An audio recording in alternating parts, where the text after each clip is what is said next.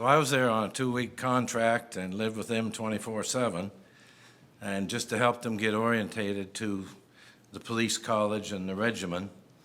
And it was a great experience for me, but on the weekend, Fonce McNeil, who was our CO in H Division, when I was in Tantallon, I was a staff sergeant, he was my sergeant. And then when I left and he left the force, he was a CO and I was in emergency management. So Fonce was over with Tim, and they did a 2-day leadership training presentation to these NU cadets. So probably 2 or 3 nights in a row, I'd have dinner with Fonce and Tim, and we'd be telling stories. And somewhere in there, he must have figured I could tell stories. So he called me up and he asked me if I knew an RCMP story, Christmas related, and if I'd come here tonight and do that. And I said, yeah, I can probably do that. So anyway, the story I settled on took place in Bayvert, Newfoundland, if anybody's familiar with Bayvert.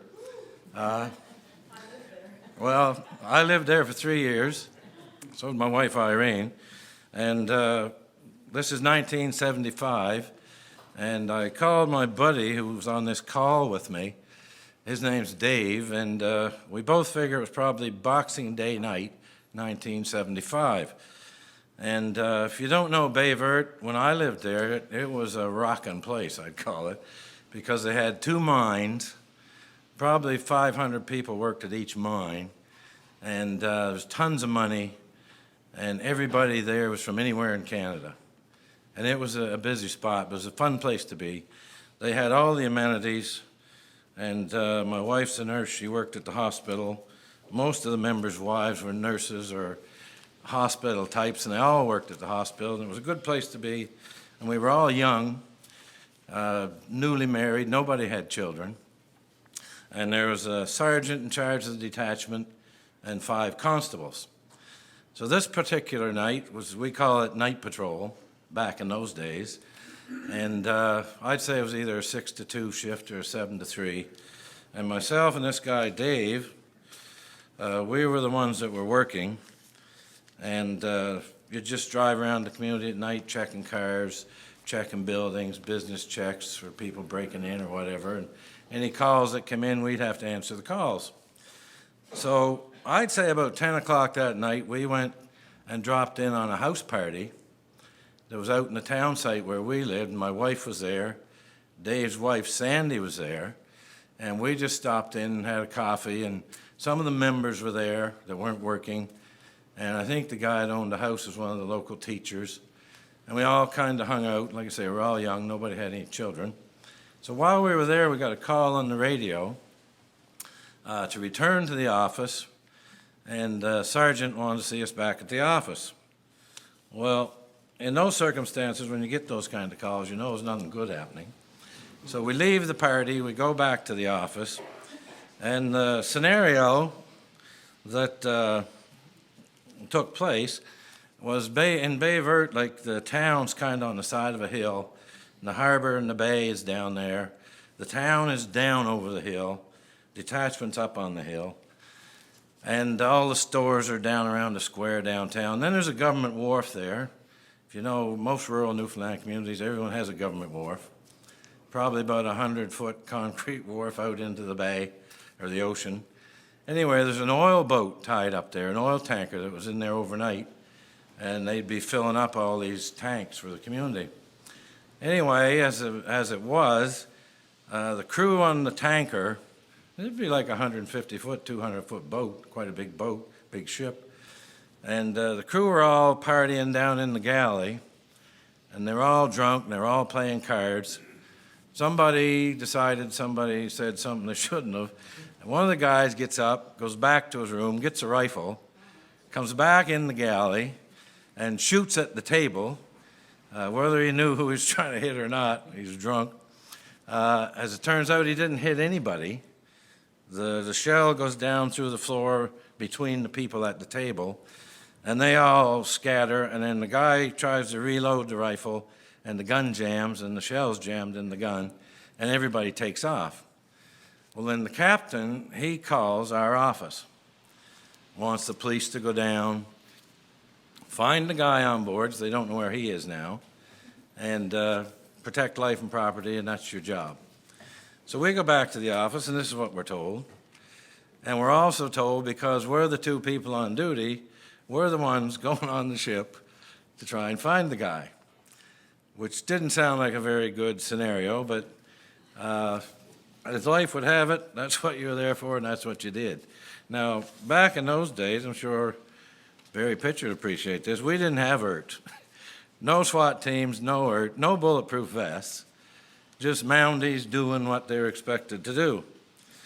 So at the time, I probably had about 5 or 6 years service, and Dave, I'd say he had about 2 years service, and we make our plans at the office, and the sergeant calls in the other members he can get a hold of that are off, probably 2 or 3, and the ops plan is they're going to go down behind the buildings on the back of town in the shadows, and they got rifles, and they're going to be there in the shadows watching the ship. And when they get in place with their portable radios, we're going to drive down, and we're going to go out on the wharf, and we're going to go on the boat and find the guy. This was the plan. Didn't sound like a good plan, but like I said, you do the best you can with what you got. So when they're in place, we go down, and we're in uniform. We stop the car, we go out on this 100-foot wharf. It's all lit up at night, the boat's all lit up. It's about the worst case scenario you could have for what was going on here. And the captain's at the head of the gangway, and he meets us. Nothing happens, we go up the gangway, and we get on board. They still don't know where the guy is. And so we decide the best thing we can do is go to his cabin. And if you've ever been on any of these boats, there's not much room, even the hallway. If it's 3 feet wide, you're lucky. And so we go down to the guy's cabin, the captain's with us, and we do the right thing on the police side of life. Stand on either side of the door. Don't stand in front of the door. The guy's got a rifle. Anyway, we knock on the door. Nobody answers. And within seconds, a guy taps me on the shoulder from behind. And I turn around and he said, "Are you looking for me?" And it was the guy we were looking for. So we said to the captain, "Is this the guy?" And he said, "Yeah, that's the guy."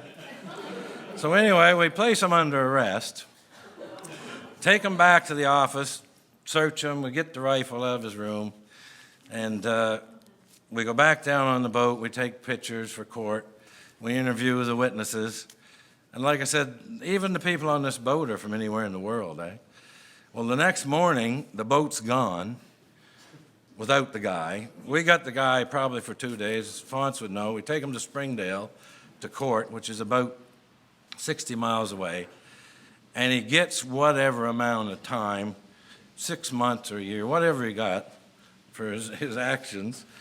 And all said and done, I look back on that and I just say, you're lucky how things turn out. They don't always turn out that way. And we were just lucky. And I phoned this Dave up a couple of days ago and told him I was going to tell this story. And he lives up in Browns Flats, New Brunswick. And I said, "What do you think of that?" And he said, "That's a pretty good story. You tell that story." And he's still one of the best friends I got in the force, probably because we're both from New Brunswick. Both sets of parents were from a farm. So we're kind of that half redneck kids who we are, right? So most of our values are the same. So I said to him, and we both agreed on this, what do you remember from that whole thing? And he remembered the same 2 things I did. From all that, what I remembered, the first thing was when we were driving down there in the car, and everybody's in place, him and I know we're putting our lives at risk. And he looks at me and he says, "You know," he said, "I never even kissed Sandy goodbye when we left that house party." This is what he said. So then the next thing we laughed at, and we still laugh at it, is when we were at the office doing our briefing about what was going to happen, the sergeant, the last thing he said to us, and we still laugh about this, on the way down there, he said, "Look, don't worry. Marie, his wife, was going to be up in the bedroom window at the office with her binoculars." And she had a portable radio, and she could see down over the hill onto this ship, eh? So this is the two things we remember and we still laugh about. And that's the Christmas story I want to share. Thank you.